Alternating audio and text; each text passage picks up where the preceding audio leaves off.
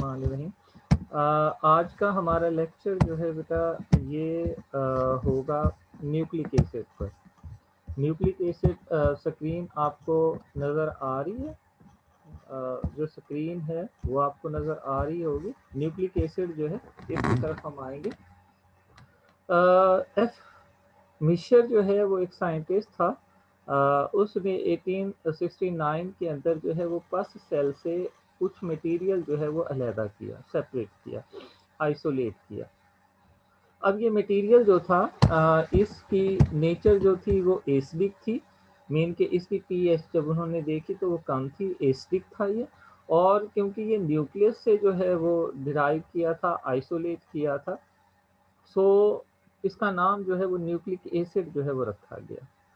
और बाद में पता चला, जब बाद में इन्वेस्टिगेशन की गई तो पता चला कि ये न्यूक्लिक एसिड जो होते हैं ये दो टाइप के होते हैं। एक को नाम दिया गया DNA, D stand for the deoxy ribo, और एन न्यूक्लिक, और A for acid. So DNA जो है वो एब्रीविएशन है डीऑक्सी राइबो न्यूक्लिक एसिड का। और दूसरी टाइप जो आइसोलेट की गई, दूसरी टाइप जो पता चली न्यूक्लिक एसिड की, तो that is the RNA, ribo nucleic acid. Ribo nucleic acid जो है, राइबो न्यूक्लिक एसिड, आरएनए जो है वो इसका एब्रीविएशन है। सो आज कल जो हम देखते हैं तो न्यूक्लिक एसिड जो है उसकी दो टाइप्स हैं। एक ही टाइप जो है बेटा डीएनए है, डीऑक्सी राइबो न्यूक्लिक एसिड, और दूसरी टाइप जो है वो है आरएनए राइबो न्यूक्लिक एसिड। ये न्यूक्लिक एसिड जो है बाद में जब इन्वेस्टिगेशन हुई तो पता चला कि ये मुख्तलिफ जगहों पर जो है वो हमें नज़र आते हैं। जैसे डीएनए जो है, डीएनए न्यूक्लियस के अंदर हमें मिलता है, न्यूक्लियस में हमें नज़र आता है डीएनए जो है। इसके अलावा डीएनए जो है बेटा कुछ कुछ अमाउंट के अंदर जो है माइटोकॉन्ड्रिया और क्लोरोप्लास्ट में भी मिलता है। कि डीएनए जो है वो क्रोमोसोम्स के अंदर, क्रोमोसोम जो है ये थ्रेड लाइक स्ट्रक्चर होते हैं जो न्यूक्लियस के अंदर होते हैं। सो डीएनए क्रोमोसोम्स के अंदर हमें मिलता है, और इसके अलावा बहुत कम क्वांटिटी के अंदर जो है ये माइटोकॉन्ड्रिया और क्लोरोप्लास्ट, ये दो ऑर्गेनेली हैं, इनके अंदर भी हमें नजर आता है। और जो आरएनए है ये हमें न्यूक्लियस के अंदर एक पोर्शन होता है जिसे हम न्यूक्लियोलस कहते हैं, तो उसके अंदर हमें नज़र आता है, उसमें मिलता है। इसके अलावा ये साइटोप्लाज्म के अंदर राइबोसोम्स बनाता है प्रोटीन के साथ मिलकर, तो राइबोसोम्स के अंदर भी हमें नज़र आता है। और साइटोसोल, जो साइटोप्लाज्म है उसका जो लिक्विड पोर्शन होता है उसे हम कहते हैं साइटोसोल, सॉल्युबल पार्ट जो होता है, तो साइटोसोल के अंदर हमें मिलता है। इसके अलावा जो है ये कुछ क्वांटिटीज के अंदर अदर पार्ट, जैसे माइटोकॉन्ड्रिया हो गया, क्लोरोप्लास्ट हो गया। माइटोकॉन्ड्रिया जो है वो तमाम सेल्स के अंदर हमें नजर आता है, ऑर्गेनेली है, एनर्जी प्रोड्यूस करता है, पावर हाउस ऑफ सेल इसे कहते हैं। और क्लोरोप्लास्ट जो है बेटा ये ग्रीन प्लांट के अंदर होता है, फोटोसिंथेसिस में हेल्प करता है, तो उनके अंदर जो है वो हमें ये नजर आता है। अगर हम न्यूक्लिक एसिड के स्ट्रक्चर की बात करें कि न्यूक्लिक एसिड जो है वो किस चीज़ से बने हुए होते हैं, जैसे हमने बात की थी कि कार्बोहाइड्रेट्स जो है वो मोनोसेक्राइड से मिलकर बनती हैं, इसी तरह से जो प्रोटीन है वो अमाइनो एसिड से मिलकर बनती हैं, और लिपिड जो है वो फैटी एसिड और ग्लिसरॉल से मिलकर बनती हैं। तो ग्लिसरॉल या फैटी एसिड जो है वो छोटे यूनिट होते हैं, बिल्डिंग ब्लॉक्स होते हैं लिपिड के। इसी तरीके से अमाइनो एसिड जो है वो बिल्डिंग ब्लॉक होते हैं प्रोटीन्स के। और मोनोसेक्राइड जैसे ग्लूकोज वगैरह है, that is the building block of carbohydrate. तो सिमिलरली जो न्यूक्लिक एसिड हैं ये भी छोटे छोटे यूनिट से मिलकर बनते हैं, और इन बिल्डिंग ब्लॉक्स को या इन यूनिट्स को जो है वो हम न्यूक्लियोटाइड कहते हैं। कि जो न्यूक्लिक एसिड है, चाहे वो डीएनए हो चाहे वो आरएनए हो, ये किन से मिलकर बनते हैं? ये छोटे छोटे यूनिट से मिलकर बनते हैं जिनको हम कहते हैं न्यूक्लियोटाइड। अब जो है हमारे पास, क्योंकि डीएनए और आरएनए दो तरह का न्यूक्लिक एसिड है, तो इनके बिल्डिंग ब्लॉक्स भी जो है वो दो तरह के हैं। एक वो बिल्डिंग ब्लॉक्स हैं जो कि डीएनए को जो है वो बनाते हैं, वो न्यूक्लियोटाइड हैं, तो उनको जो है बेटा हम डीऑक्सीराइबो न्यूक्लियोटाइड कह देते हैं। और एक वो न्यूक्लियोटाइड है जो आरएनए को बनाते हैं, तो उनको हम राइबो न्यूक्लियोटाइड कह देते हैं। सो न्यूक्लिक एसिड दो तरह के हैं, तो न्यूक्लियोटाइड भी दो तरह के हैं। एक डीएनए को बनाने वाले न्यूक्लियोटाइड हैं, जो डीएनए को बनाने वाले न्यूक्लियोटाइड हैं these are called deoxyribo nucleotide, और जो आरएनए को बनाने वाले न्यूक्लियोटाइड हैं these are called ribo nucleotide. अब हर न्यूक्लियोटाइड जो है वो आगे तीन चीजों से मिलकर बनता है, तीन सब यूनिट से मिलकर बनता है। एक जो सब यूनिट है that is the pentose sugar. Pentose sugar हम कहते हैं 5 कार्बन कंटेनिंग शुगर। ये मोनोसेक्राइड होती है, इसमें 5 कार्बन एटम होते हैं और इसलिए हम इसे पेंटोज शुगर कहते हैं। पेंटोज शुगर जो है बेटा ये दो टाइप की होती है, एक कहलाती है राइबोज शुगर, ठीक है, और दूसरी जो है वो डीऑक्सी राइबोज शुगर कहलाती है। जो राइबोज शुगर है बेटा उसमें उसका जो फॉर्मूला अगर हम देखें C5H10O5 जो है वो होता है। मीन के 5 कार्बन के एटम, 10 जो है वो हाइड्रोजन के एटम, और जो है 5 जो है वो ऑक्सीजन के एटम। और जो डीऑक्सीराइबोज शुगर है, पेंटोज शुगर है, इसमें भी 5 कार्बन के एटम होते हैं, लेकिन इसमें एक ऑक्सीजन का एटम कम होता है। मीन राइबोज में से अगर एक ऑक्सीजन का एटम कम हो जाए तो वो डीऑक्सीराइबोज शुगर में कन्वर्ट हो जाएगी। मीन हमने कहा था कि राइबोज में 5 कार्बन के एटम होते हैं, 10 हाइड्रोजन के एटम होते हैं, 5 ऑक्सीजन के एटम होते हैं। तो डीऑक्सीराइबोज शुगर के अंदर 5 कार्बन के एटम होंगे, जो है 10 जो है बेटा वो होंगे अस्सलाम वालेकुम सर। वालेकुम सलाम। 10 जो है बेटा वो हाइड्रोजन के एटम होंगे और 4 जो है वो ऑक्सीजन के एटम होंगे। मीन जो राइबोज थी उसमें 5 कार्बन के एटम थे और 5 ही ऑक्सीजन के एटम थे, लेकिन राइबोज में से अगर एक ऑक्सीजन का एटम कम हो जाए तो फिर वो डीऑक्सी राइबोज शुगर के अंदर जो है वो कन्वर्ट हो जाती है, ठीक है। तो डीऑक्सी राइबोज शुगर और राइबोज शुगर ये दो तरह की पेंटोज शुगर होती हैं। अब नेम इंडिकेट कर रहा है कि जो राइबोज न्यूक्लियोटाइड होते हैं, जो आरएनए बनाते हैं न्यूक्लियोटाइड, उसमें राइबोज पेंटोज शुगर यूज होती है उन न्यूक्लियोटाइड के अंदर। और जो डीऑक्सी राइबोज न्यूक्लियोटाइड बनाते हैं, जो डीएनए आगे बनाते हैं, तो उनके अंदर डीऑक्सी राइबोज शुगर जो है वो यूज होती है। तो एक तो है पेंटोज शुगर जो कि इस्तेमाल होगी टू फॉर्म द न्यूक्लियोटाइड। दूसरी जो है बेटा नाइट्रोजिनस बेस होती है, नाइट्रोजन कंटेनिंग कंपाउंड कह लें, नाइट्रोजिनस बेस कह लें। ये भी कंपाउंड होते हैं, एरोमेटिक कंपाउंड होते हैं कि पानी के अंदर जब ये डिजोल्व होते हैं तो ये रिंग लाइक स्ट्रक्चर बना देते हैं। तो ये जो है एक नाइट्रोजिनस बेस जो है वो यूज होती है। अब नाइट्रोजिनस बेस आगे दो टाइप की होती हैं, एक होती हैं प्यूरिन्स और दूसरी होती हैं पायरिमिडीन्स। नाइट्रोजन जैसे हमने कहा था पेंटोज शुगर, पेंटोज शुगर दो टाइप की, एक डीऑक्सीराइबोज शुगर और दूसरी राइबोज शुगर। तो इसी तरह से नाइट्रोजनस बेस जो है वो भी दो टाइप की होती हैं, एक कहलाती हैं प्यूरिन्स। जो प्यूरिन्स होती हैं उनका अगर हम स्ट्रक्चर ड्रा करें तो उनमें डबल रिंग बनता है उनके स्ट्रक्चर में, मीन दो रिंग बनते हैं। तो ऐसी जो नाइट्रोजनस बेस है उसको हम कहते हैं प्यूरिन। और प्यूरिन आगे दो होती हैं, एक होती है एडेनिन, एडेनिन को हम ए से इंडिकेट करते हैं, और दूसरी है गुआनिन, गुआनिन को हम जो है वो जी से, कैपिटल जी जो अल्फाबेट है उससे इंडिकेट करते हैं। और दूसरी टाइप जो है बेटा वो होती है पायरिमिडीन्स, नाइट्रोजनस बेस की।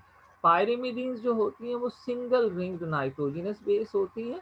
ऐसी नाइट्रोजनस बेस होती हैं जिनका स्ट्रक्चर जो है वो एक रिंग पर कंसिस्ट करता है, सिंगल रिंग पर कंसिस्ट करता है। तो इसमें तीन नाइट्रोजनस बेस हमारे पास आ जाती हैं। साइटोसिन आ जाती है जिसे सी से हम इंडिकेट करते हैं, थायामीन आ जाती है जिसे टी से इंडिकेट करते हैं, और यूरासिल आ जाती है जिसे हम जो है यू से इंडिकेट करते हैं।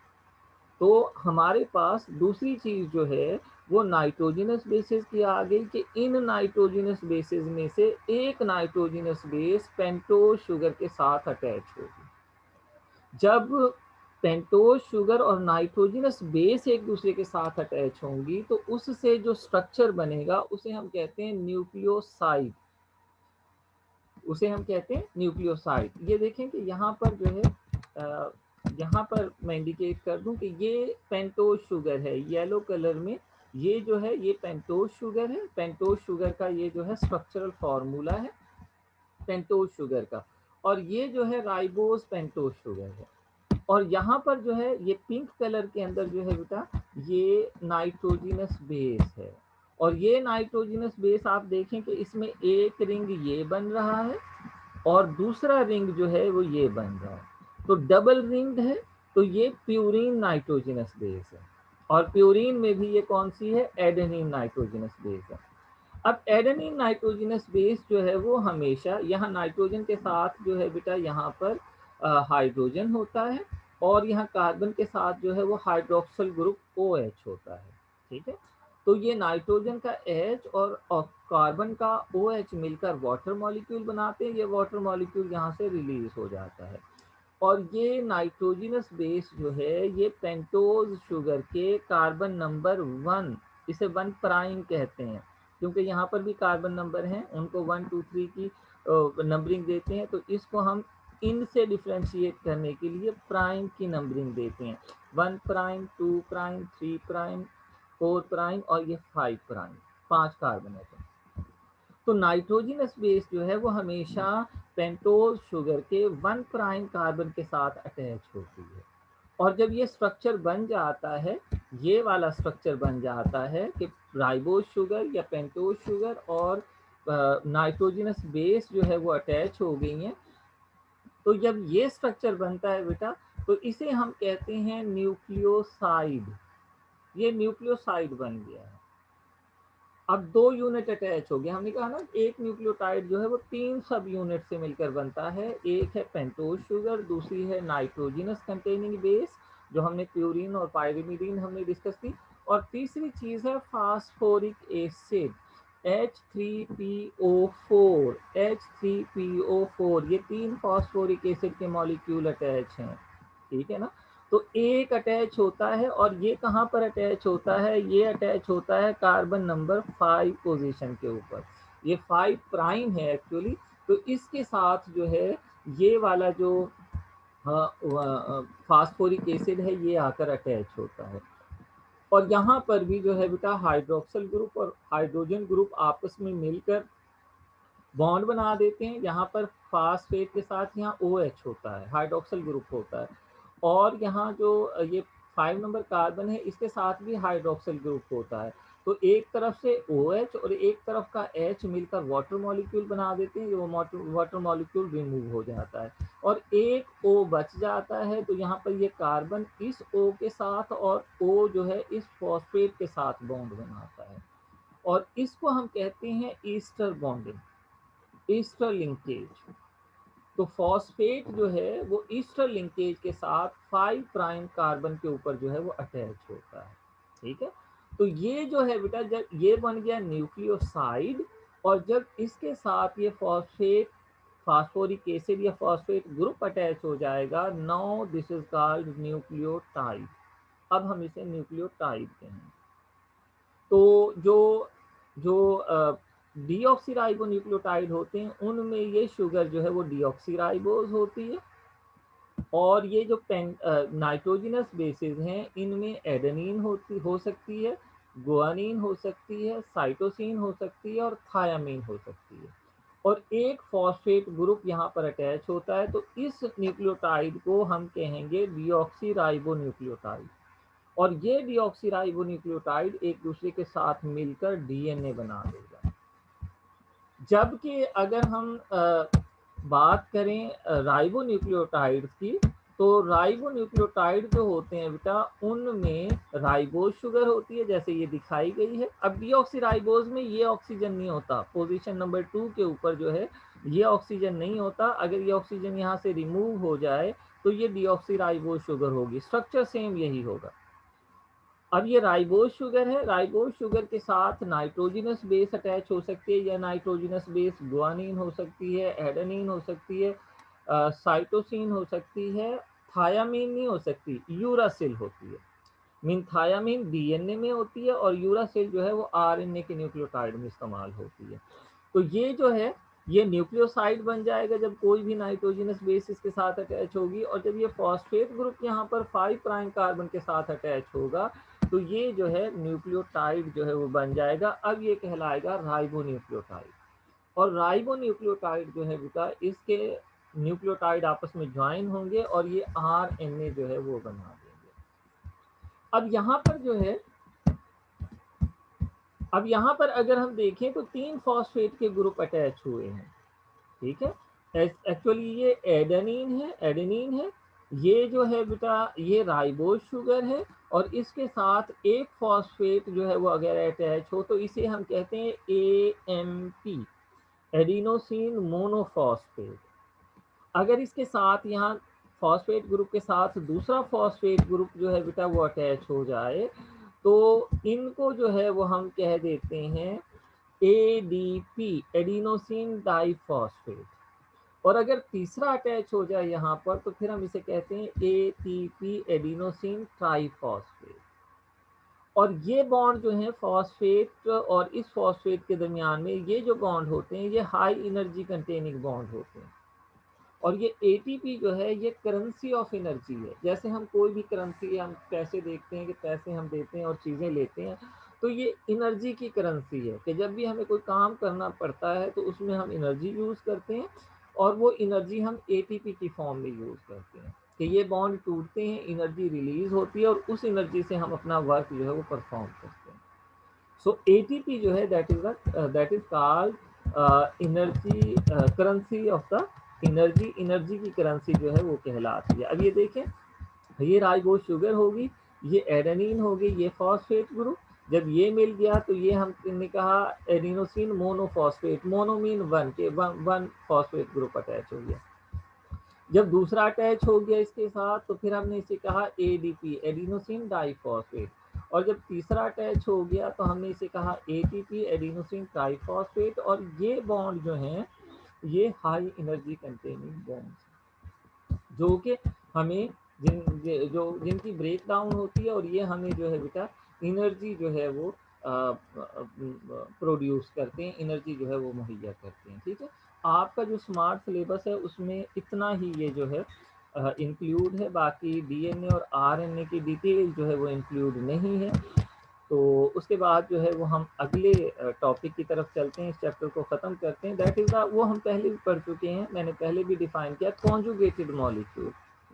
कॉन्जुगेटेड मॉलिक्यूल ऐसे मॉलिक्यूल होते हैं जो दो डिफरेंट टाइप्स के मॉलिक्यूल जब आपस में मिलते हैं, डिफरेंट कैटेगरी के मॉलिक्यूल हैं और वो एक दूसरे के साथ कंबाइन होते हैं, तो उसी से जो मॉलिक्यूल बनता है उसे हम कहते हैं कॉन्जुगेटेड मॉलिक्यूल।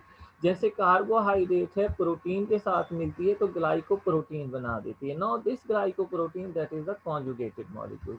लिपिड जो है बेटा, कार्बोहाइड्रेट जब लिपिड के साथ मिलती है तो ग्लाइकोलिपिड बना देती है। So this glycolipid that is also conjugated molecule. और कॉन्जुगेटेड मॉलिक्यूल ये का जो ग्लाइकोप्रोटीन है, ग्लाइकोलिपिड है, ये सेल सेक्रीशन, हमारी जो सेल सेक्रीशन है, हमारी जो हार्मोन वगैरह इनका रिलीज होते हैं, या सेल से जो सेक्रीशन रिलीज होती हैं, तो उनके अंदर ये ग्लाइकोप्रोटीन और ग्लाइकोलिपिड जो है वो मौजूद होती हैं, ठीक है। इसके अलावा ये ग्लाइकोप्रोटीन और ग्लाइकोलिपिड जो होती हैं हम हमारे सेल की प्लाज्मा मेम्ब्रेन, जो आउटर मोस्ट बाउंड्री होती है उसे हम प्लाज्मा मेम्ब्रेन कहते हैं, उसको बनाने में भी हेल्पफुल होती हैं। इसी तरीके से लिपिड जब प्रोटीन के साथ मिलती है तो लिपोप्रोटीन बनाती हैं, ठीक है। और ये लिपोप्रोटीन जो होती हैं ये भी मेम्ब्रेन के अंदर मेम्ब्रेन को बनाने में जो है वो यूज होती हैं। सो ग्लाइकोप्रोटीन, ग्लाइकोलिपिड, लिपोप्रोटीन, ये तमाम की तमाम क्या है, कॉन्जुगेटेड मॉलिक्यूल हैं। इसी तरीके से हमने डीएनए की बात की कि डीएनए जो होता है, न्यूक्लिक एसिड होता है, वो न्यूक्लियस में होता है डीएनए। अब ये डीएनए जो है एसिडिक होता है नेचर के अंदर, और ये बहुत बड़ा मॉलिक्यूल होता है। तो ये क्वाइल होता है, और क्वाइल होता है ये खास किस्म की प्रोटीन के प्रोटीन के साथ, जिनको हम हिस्टोन प्रोटीन कहते हैं। तो ये क्योंकि न्यूक्लियस में होती हैं तो इन्हें हम न्यूक्लियो हिस्टोन कह देते हैं। तो उनके साथ ये जो है बेटा मिलती हैं, तो इनको हम जो है न्यूक्लियो प्रोटीन्स कह देते हैं। और ये न्यूक्लियो प्रोटीन जो हैं ये क्रोमोसोम्स के अंदर, जो न्यूक्लियस है उसके अंदर हमें मिलती हैं, और डीएनए और प्रोटीन का बना हुआ ये एक कॉन्जुगेटेड मॉलिक्यूल होता है, तो इसे हम कहते हैं न्यूक्लियोप्रोटीन। न्यूक्लियोप्रोटीन ना सिर्फ स्ट्रक्चर बनाती हैं कि डीएनए जो न्यूक्लिक एसिड है और प्रोटीन है उसने मिलकर क्रोमोसोम बना लिया, बल्कि ये फिजियोलॉजी के अंदर भी जो है वो हेल्प करती हैं और फंक्शनल सिग्निफिकेंस भी इनकी होती है। वो कैसे कि ये जो डीएनए है वो हमारे वर्किंग को कंट्रोल करता है, ठीक है। तो ये हिस्टोन प्रोटीन उस वर्किंग को रेगुलेट करती हैं कि जीन एक्सप्रेस करे, जीन उस काम को कंट्रोल करे या ना करे। तो जीन एक्सप्रेशन के अंदर, जीन रेगुलेशन के अंदर जो है ये हेल्पफुल होती हैं। सो ये डिफरेंट टाइप्स के कॉन्जुगेटेड मॉलिक्यूल हैं जो कि हमारे अंदर जो है वो पाए जाते हैं, ठीक है। So this is about the lecture. आज का लेक्चर जो है ये है। आप लोगों ने मुझे चैट में मैसेज कर दी है ताकि आपकी अटेंडेंस जो है वो इंश्योर हो जाए। अगर आपका कोई क्वेश्चन है तो अब आप अपने जो वो हैं माइक, उनको अनम्यूट करके आप जो है वो बेटा पूछ लेंगे मुझसे क्वेश्चन। कोई अगर कोई चीज़ समझ नहीं आई है तो वो आप जो है सर जी। एक्सक्यूज सर, मैं कल भी लेक्चर ले रहा था लेकिन ज्वाइन नहीं हुआ। बेटा कल जो है संडे था, तो कल संडे को सर सैटरडे वाले दिन। सैटरडे वाले दिन क्यों ज्वाइन नहीं हुआ आपका लेक्चर? मैं तो रोजाना यहाँ सर पर। पता नहीं, वो वेटिंग में रहा है। वेटिंग में मैंने मैसेज भी किया था ग्रुप में। हाँ नहीं, मैंने जो वेटिंग में आते हैं मैं उनको ऐड कर लेता हूँ जितने भी होते हैं। तो हो सकता है कोई नेटवर्क का प्रॉब्लम हो या कुछ ऐसे हो। सर फिर ऐसे एब्सेंट लग जाती है ना। बेटा ऐसे है कि आप मुझे चलें, मैं वैसे देखता तो हूँ। जी लेकिन सर। चलो अ, देखेंगे कि जो है मेरे पास एक जी सर। मैसेज आया हुआ था, तो मैसेज आपका मेरे पास आ जाता है उसमें उसमें जो है जी सर, ग्रुप मैंने मैसेज आज कर दिया है। ग्रुप के अंदर जो मैसेज आ जाता है तो फिर वो जो है उसकी अटेंडेंस जो है वो हो जाती है, ठीक है। Okay sir, thank you. तो अगर आपको कोई क्वेश्चन है आपको तो फिर आप कर लें, अदरवाइज हमारा टाइम अब खत्म होने वाला है। तो कल भी आपका इसी टाइम लेक्चर होगा और हम नेक्स्ट चैप्टर जो है वो स्टार्ट करेंगे, ठीक है। तो 9 बजे जो है बेटा आपकी क्लास होती है, तो 9 बजे आप लोग जो है वो आ जाए। जी, कोई क्वेश्चन है बेटा? आप लोगों ने कोई क्वेश्चन करना है? किसी को कोई कंफ्यूजन हो? कोई कंफ्यूजन नहीं है? चले जी, अल्लाह हाफिज, इंशाल्लाह कल मिलते हैं।